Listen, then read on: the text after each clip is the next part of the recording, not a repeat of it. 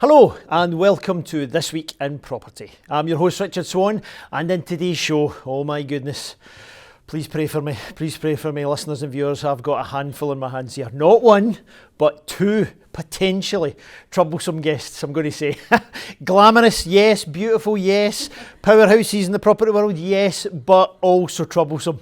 A lot of mischievousness goes on with these two. So we have, here we go team, Jade Flannigan, Stef Paterson, but you're going to know them and love them as the property duo. That's right, a special duo.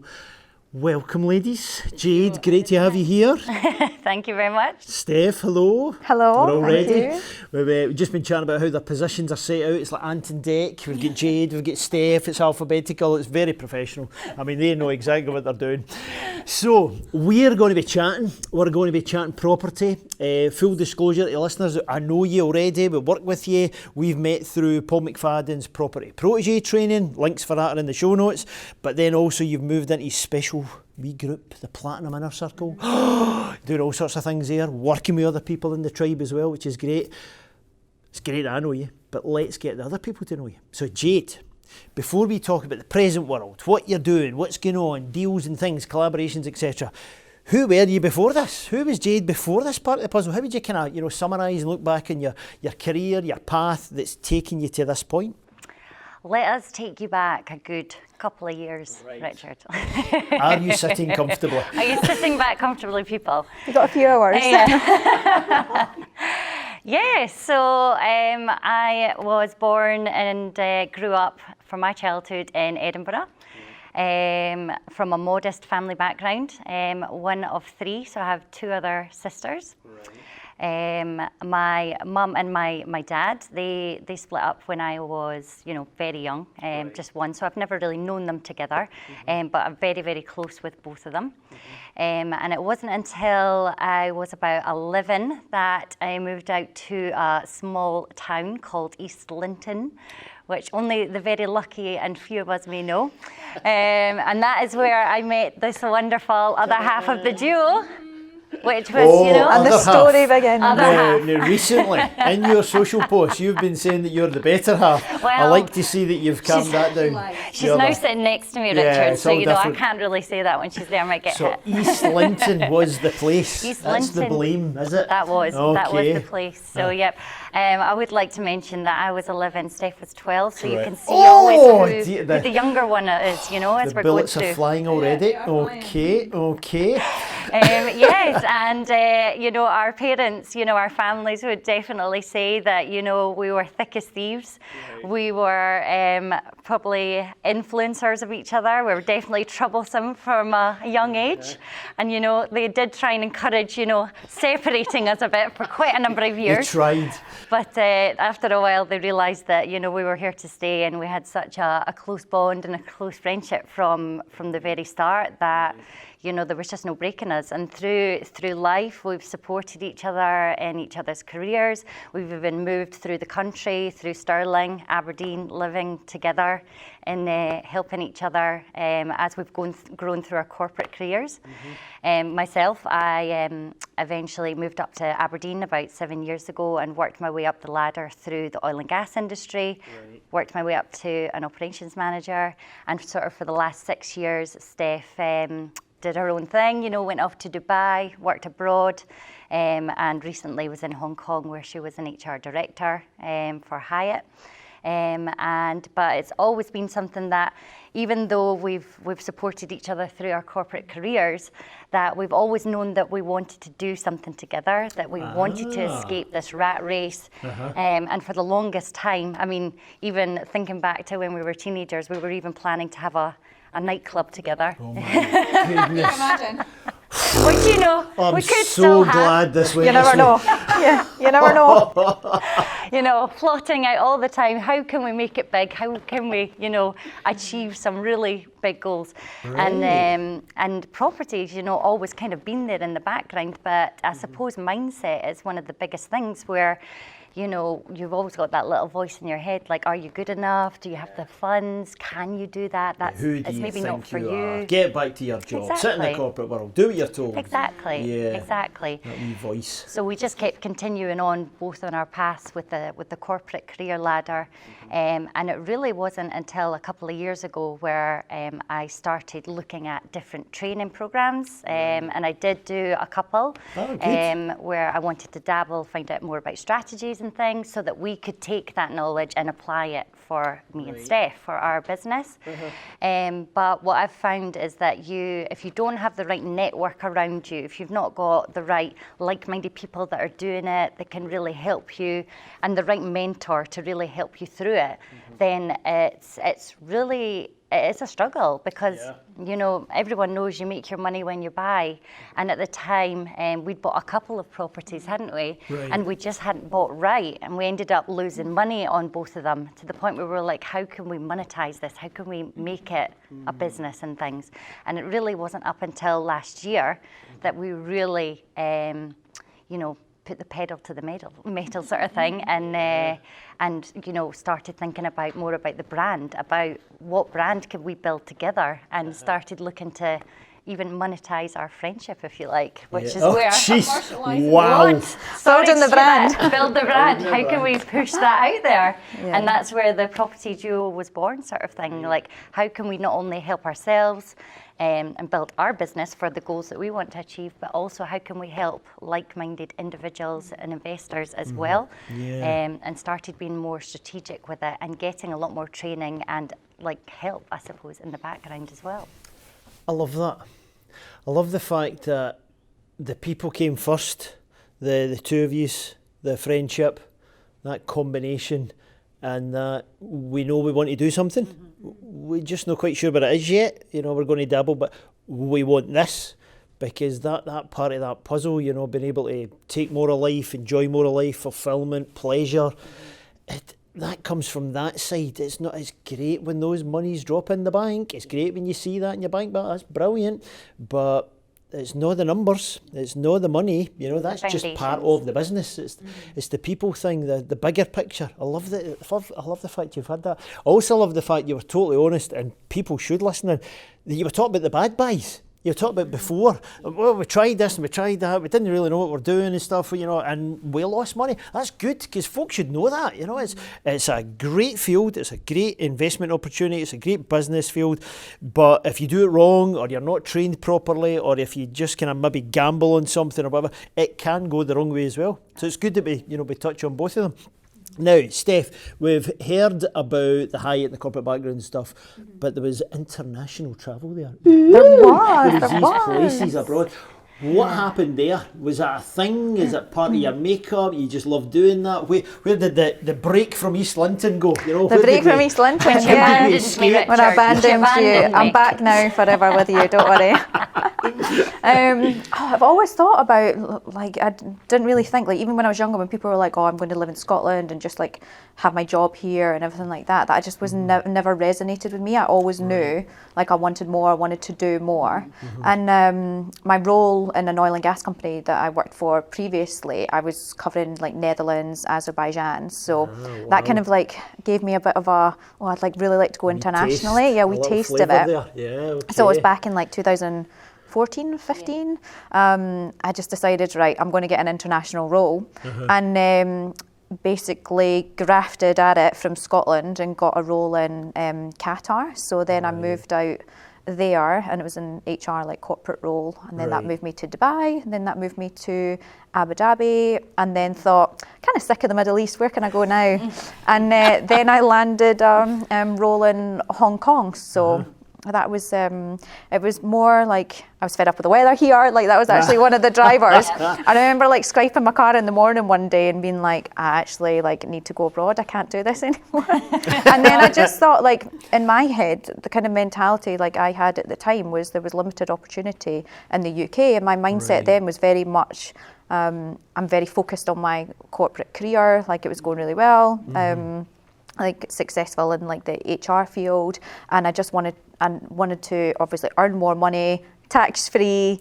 So it was like all these kind of things as well that was like driving me forward for it. And then like the cultural experience as well. Exactly. And all these things are second to, like the experience is second to none now. Even when we were talking about it, like it transfers back into all the corporate experience we have, the international experience I have, like even working with like difficult individuals and different cultures, then it's really helped even like navigating this world that we find ourselves in as well, for sure. So that's a great insight, that. Yeah, definitely. I try to say that to my kids, actually, you know, the whole, do you know what you want to do or what you want to do? You know, just go on that path, because you'll find that it's not a mistake or a failure if you try something one way. You're just feeling your way through life. You're trying to get to know something.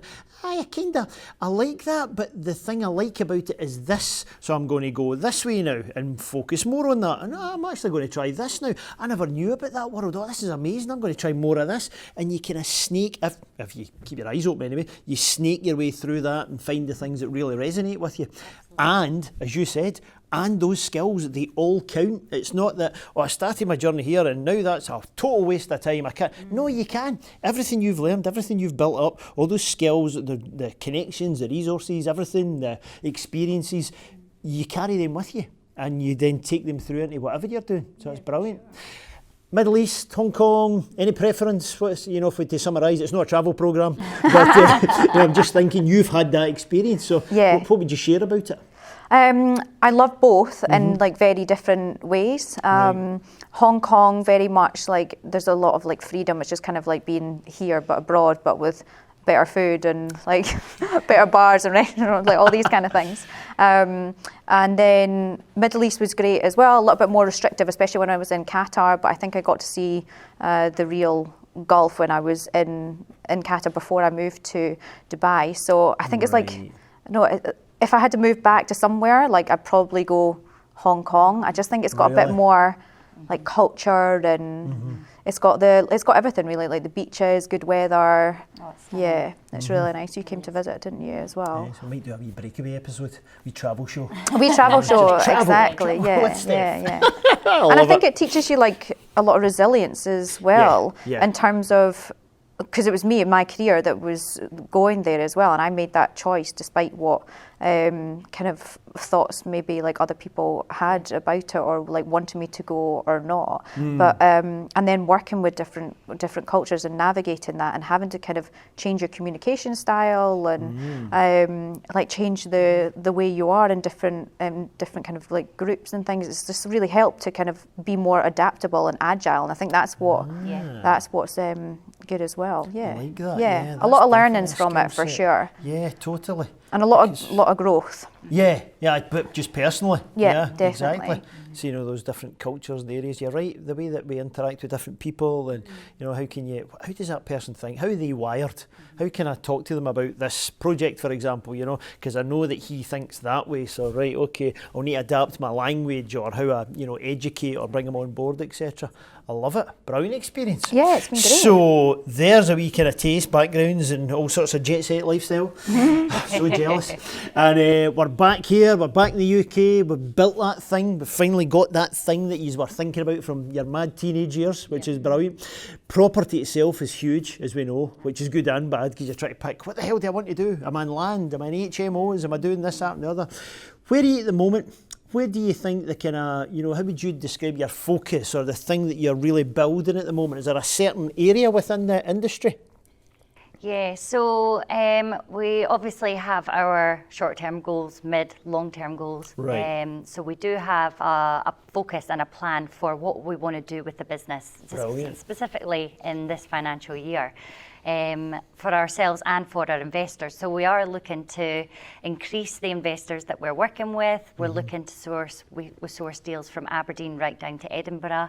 And we're looking to speak to people that are looking to either grow and build on a portfolio or grow in an existing portfolio. So we're looking to help and speak to those types of people, which we've already done and been doing over the last year, and we've already built up really great like-minded individuals that we want to work with, which is great.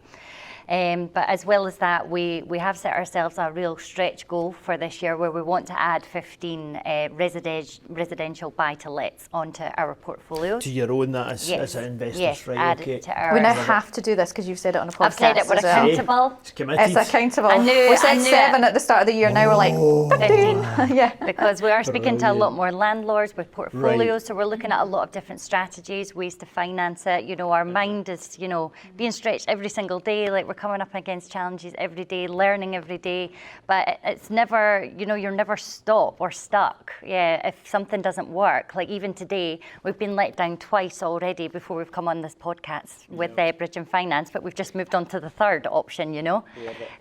We will always find a way to make something work, and it looks like, fingers crossed, that this will happen So for third one time that we've lucky. got, See, that's there on you the go go. at the moment, I love which it. we should get the keys for a week tomorrow. So Hey. we're Cutting it fine. So fine. Yeah, Wow, for sure. fantastic. Yeah, but I so think- let's dive into that one then. So yeah. what can we talk about it? Whereabouts, roughly location, what's it, you know, 1 bed, 3 bed, what kind of work's involved, etc. Let's chat deals. Absolutely. So with this one, it is a bit of an individual one, if you like, because it is above a Chinese takeaway. Right. It is in Aberdeen. It's a 2-bedroom flat, and it needs extensive work done to Does it. it? So it's completely, you know, it needs a new kitchen, bathroom, electrics, new windows, you know, the works, works. decorative, The works. works. Brilliant. But those are the type that we absolutely love. So Yeah. And it's in a great area as well. it Like is. we Is wouldn't it? probably normally look at something above a commercial like that, Yeah. above a takeaway. It's not really that desirable because when people think about it, like, oh, like above a That's takeaway right, you sort have of that thing. thing in your But head. Uh-huh. yeah, you think but maybe bad area. yeah, but it's in the takeaway. best area It's not. in Aberdeen. Excellent.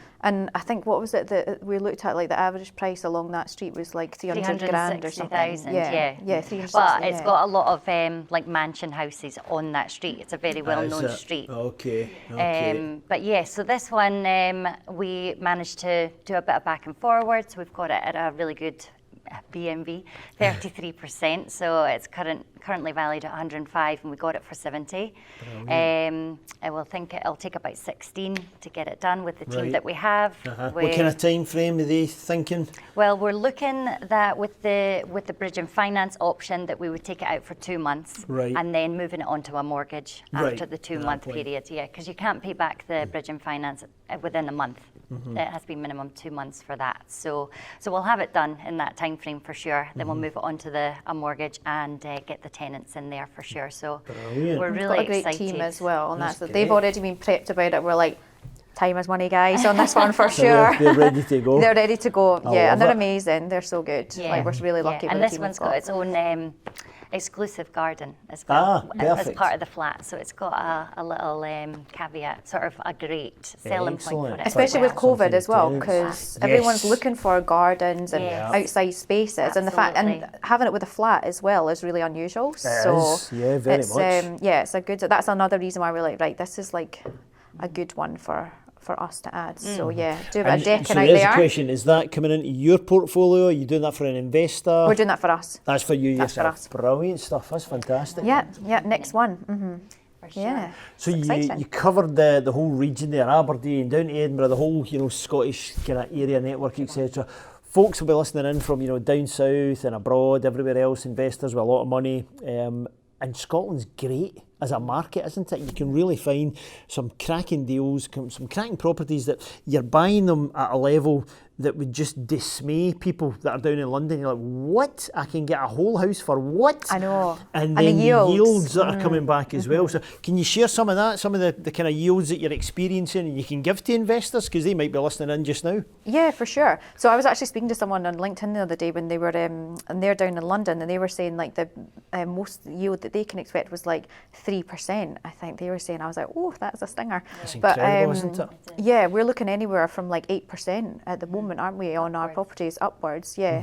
The one in the previous one in Cults, I think it was like 10.5, wasn't Was it? it? Yeah. We've So now got people driving off the road, so I know, so yeah. someone's But I down in think we Surrey would- and sorry, what did she say? Oh know, my God, I that need to was get in our one, touch. That's yours. our one. I'm keeping that one, she Keeping says. that one. But the it's anywhere around like 6% like plus, and I think that's good yield Yeah. for people. Fantastic, for sure. isn't it? Great for your money Definitely. as an investor, you know. Yeah. And again, folks listening in, you know, if you are that person, that investor sitting with the funds, but you don't have the location, you don't have the people involved, the skills that these ladies have, get in touch with them. You know, when it's safe to do so, go into the show notes page, connect with them, and see if you're able to work with them at all, because it's the yields, the returns are fantastic. Yeah. Do you have any ambitions or things outside that? I actually want to dabble a wee bit in that area. I would fancy trying a wee project like that, because you seem quite structured. Listen, this is our goals. We're doing this, we're doing that. We're going to add 50 and we're going to do such and such. Is there any wee quirky things you've got in your head you would like to try? Oh, 100%. Oh, yeah. We've got quite a few. We're always dreaming. Wait a minute, is this the nightclub story again? It's a property deal. It's a nightclub, girls. Working with our mentor, we keep having to be reined back in.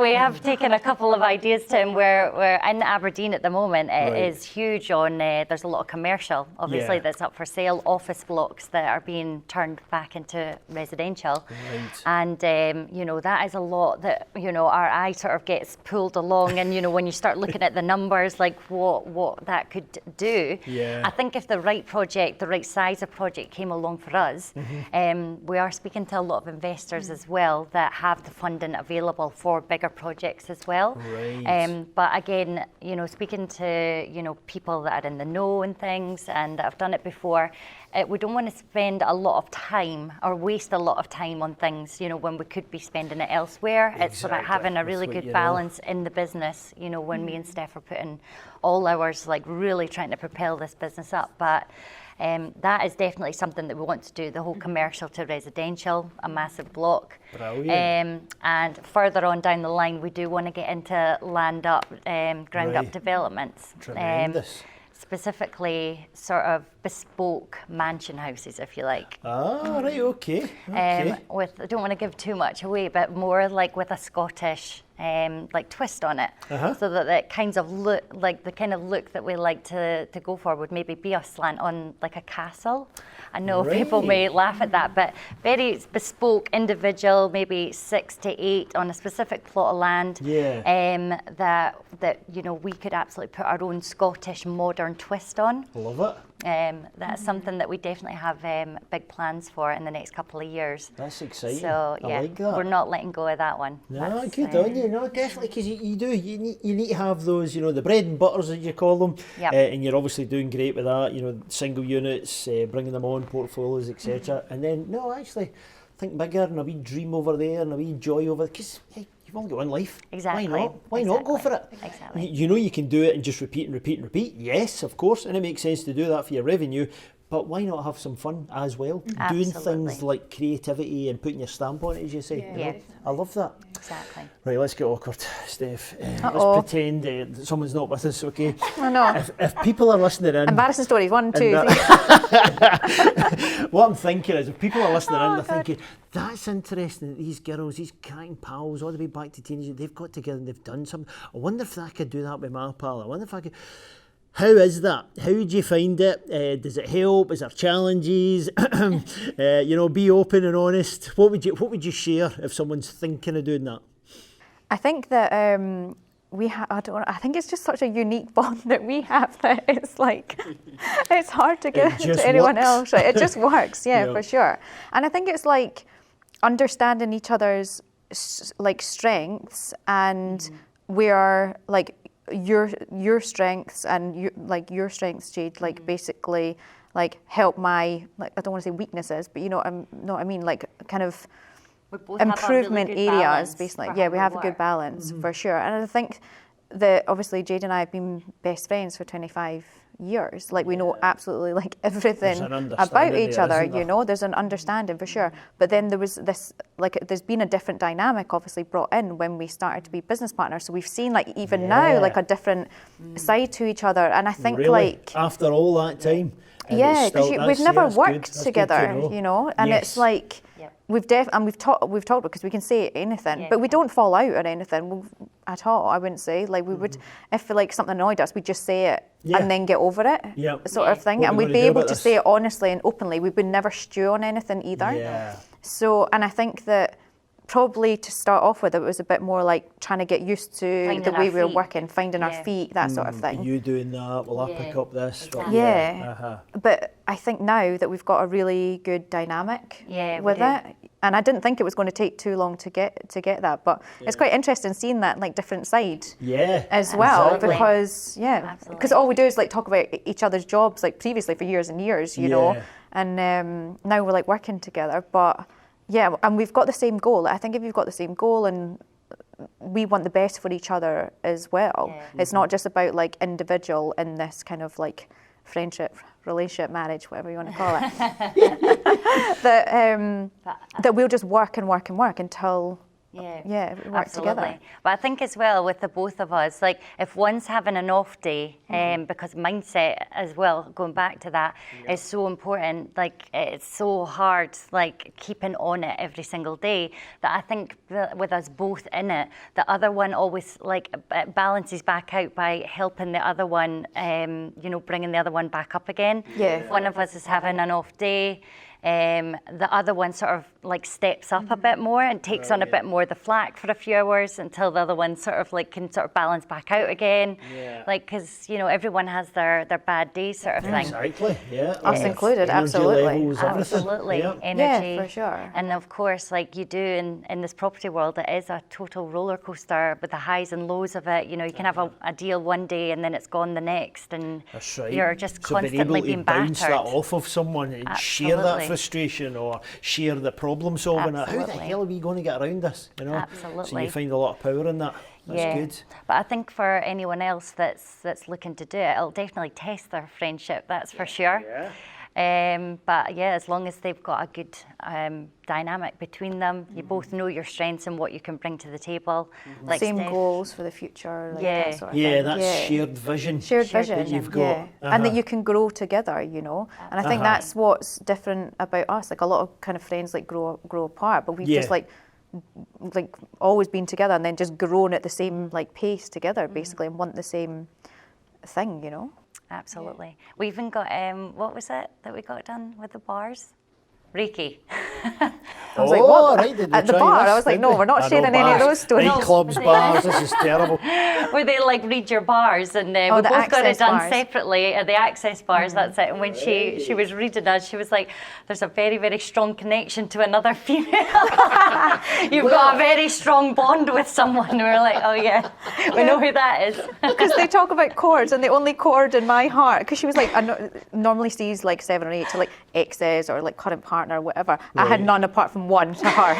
Wow, that's spooky, isn't it? It was really spooky. It shows you though. It was really spooky. She was like, wow.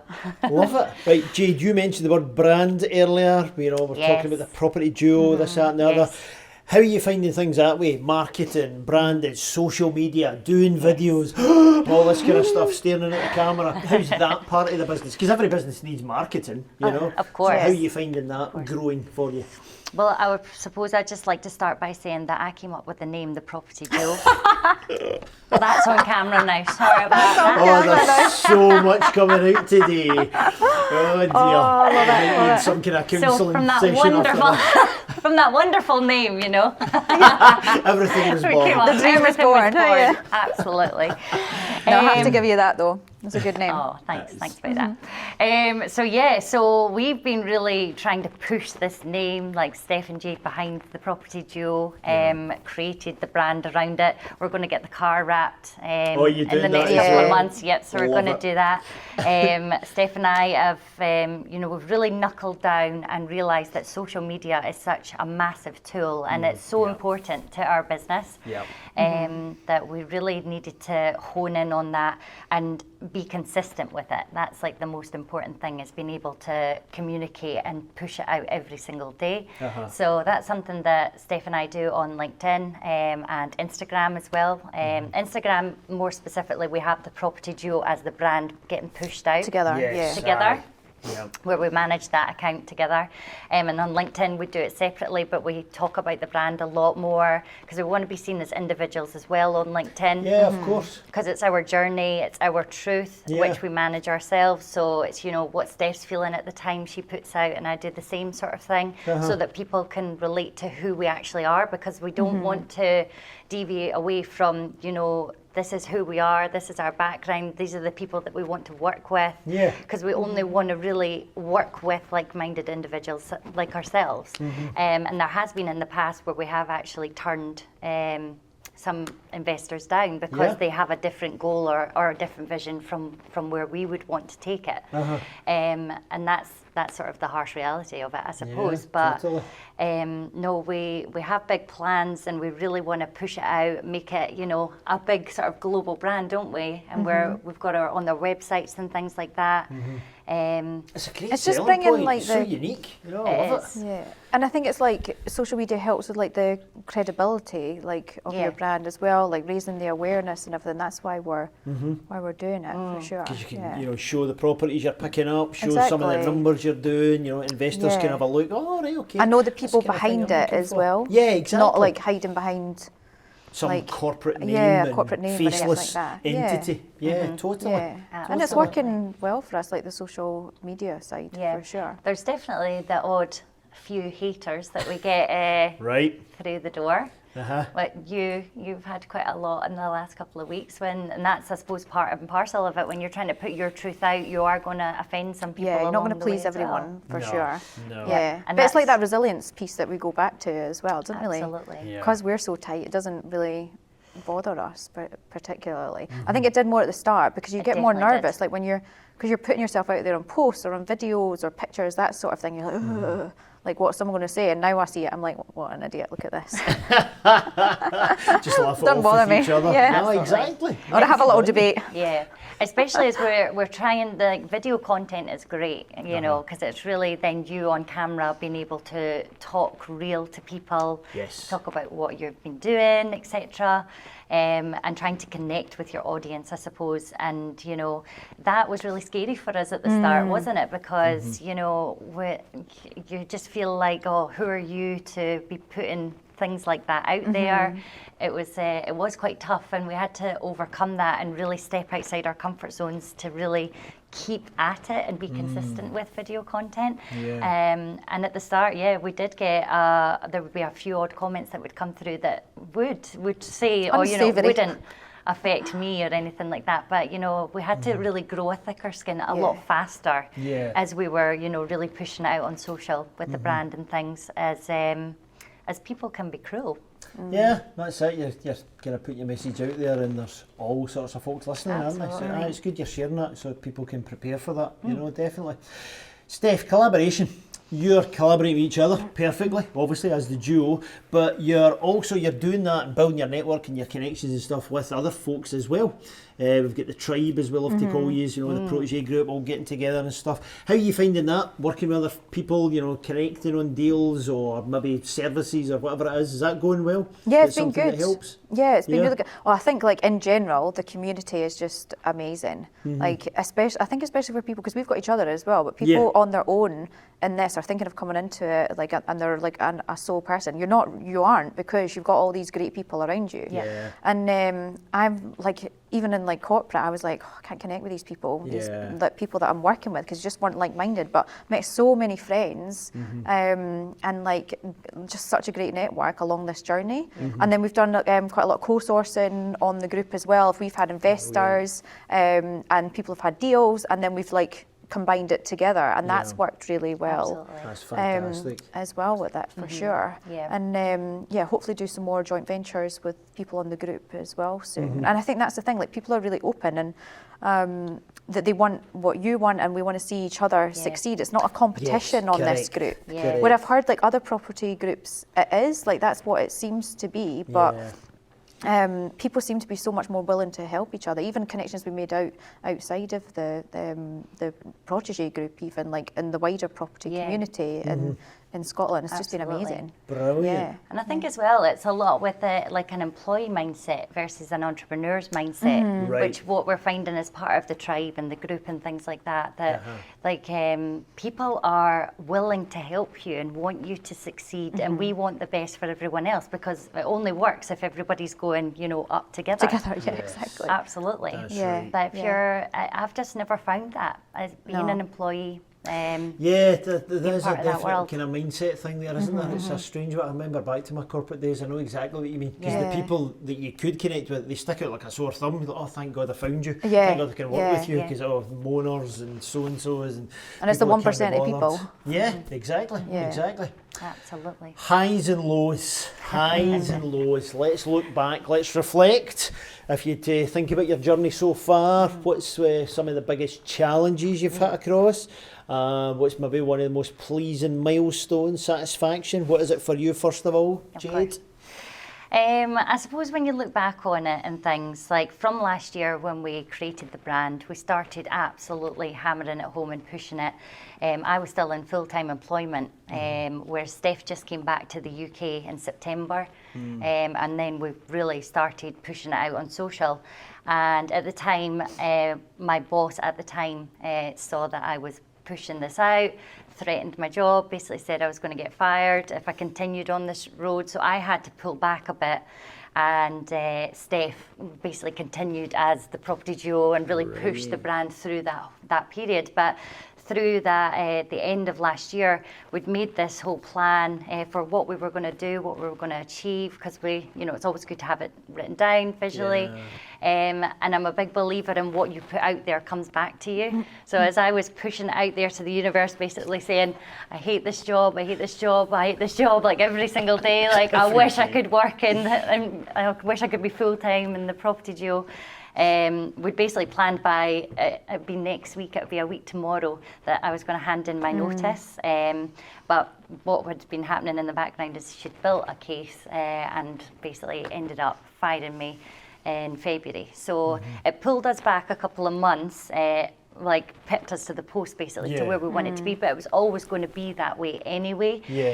But in that time, it's even though like sometimes the worst situations can seem like the worst, but they're not. Like it's actually a blessing in disguise, because when it actually happened, like we just actually like started celebrating. We were so You called happy. me, I was like, nice one. So happy, because it was just so awful. But it suddenly just like we've just said, didn't we, the past couple of days, that we wouldn't have achieved so much in the last couple of months where we are now if I'd just been coming into it next week, basically.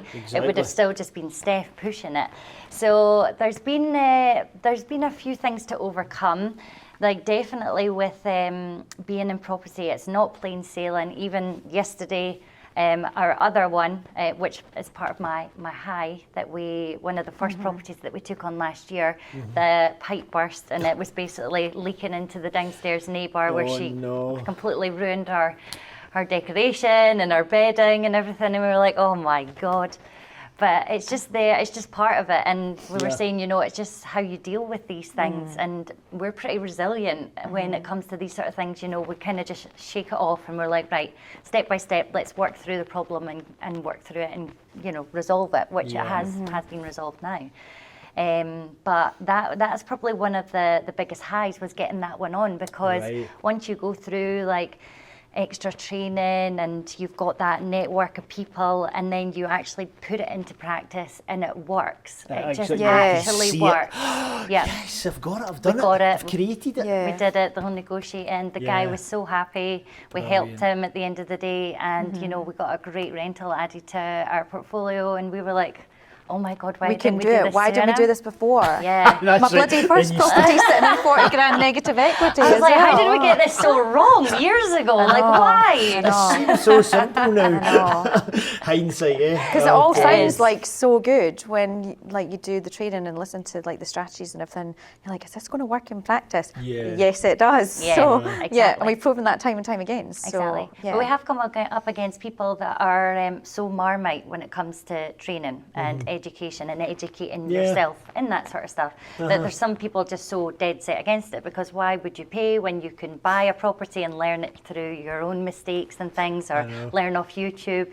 And it's like, well, why wouldn't you just invest that money, learn, and then do it right from the get-go? Do it right, do it quicker, do it easier, learn more than just that one thing, go bigger, aye, totally.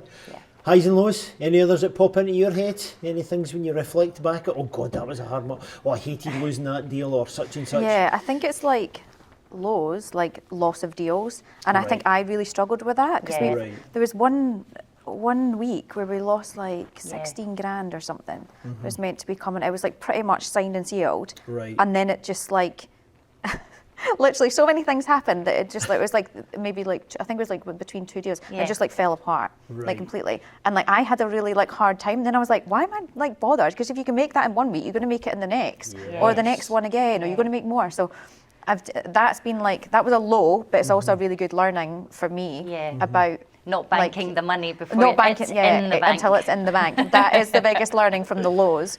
Highs, I think for me, I think like so much has changed since say like May last year. If I look at, we did Protégé in May last year. Obviously we've been in property before and done like our portfolio stuff together. But from there, then I got made redundant just before we went on that course.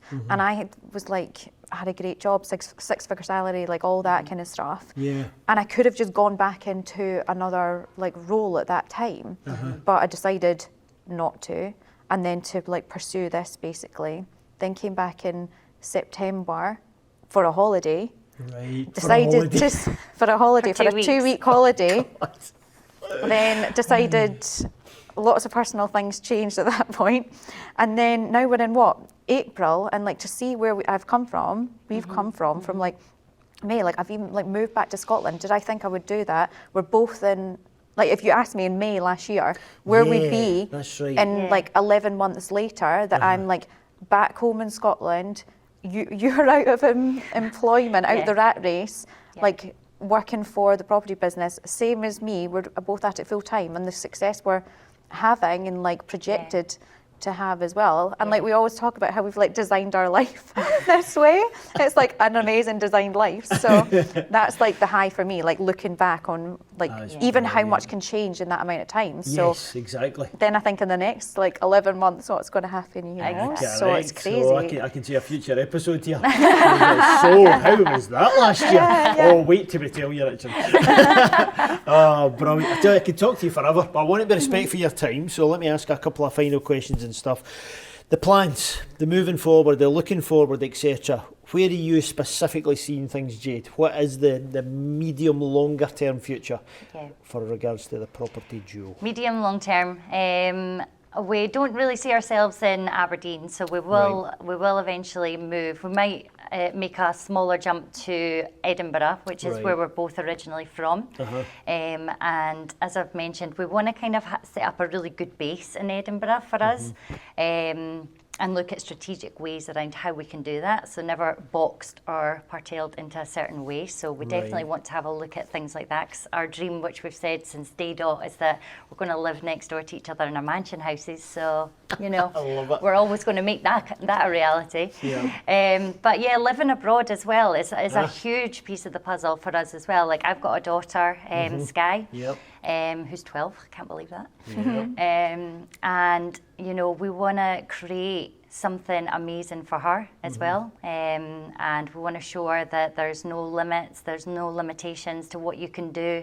We've always had a vision where, you know, maybe America, something like that, you know, where we look to maybe go across the pond and look at sort of developments there, partnering up with people, doing something big over there, and maybe then splitting our time between the UK and another place. And, you know, that's something that we instill in Sky a lot. We talk about a lot with her every day, like, you know, this is what we want to do, this is where we're going to go, like, you're not limited, like, we're going to be millionaires, like, billionaires, you know, going bigger and bigger every day. And she's really now starting to see that and is, you know, excited for that future as well. Feeding off of that. Absolutely. That's tremendous. Absolutely, because we, like, it's so different. We were even saying the other day that to how we were brought up with a lot of, you know, old limiting beliefs about, you know, Yeah. money is, you know, hard to get, money doesn't grow on trees, all that sort of stuff. We've all kind of had it in our childhood, and it was a struggle, I suppose, to raise a family. And we were even saying, you know, even in this small change in trying to teach Sky like something different from how we were taught when we were younger. Like, we want her to think bigger, and for her to have, she can have anything she wants in this life. So to really, whatever you think about, or whatever you have if you have a dream or a goal, you can achieve it if you actually put your mind to it. So that's kind of where we want to take it. Beautiful, beautiful. Right, lady, your last question, Last Stef, question. from you. You are being given a magic telephone. So you can phone yourself as that teenager back in East Linton, way back. Yeah. All the things you've learned, Yeah. all the things you've experienced, etc. What would you tell yourself if you're allowed to give yourself a tip or something to prepare for, etc.? Stop loading the dishwasher.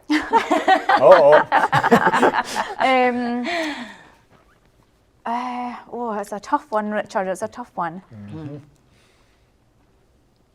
It's a tough one because Yeah. it's like, we've always grown up about the corporate career. You always had such a focus on where you were going to take your life. I think it's more like have like patience with yourself, because I've always like really like tried to push that sort of thing, like through the corporate side, and then like probably compromise like what I actually wanted for what I like thought I wanted. So it's more about like having that patience, maybe step back a bit, think about what you like actually like want, not what you're being told that you should want. What you think Yeah. you want, right? And then, because it's more like then, it was more like, it was just, I was going to uni, I was going to get a job, Yeah. your 2-week holiday a year and then retire. Like, Yeah. no.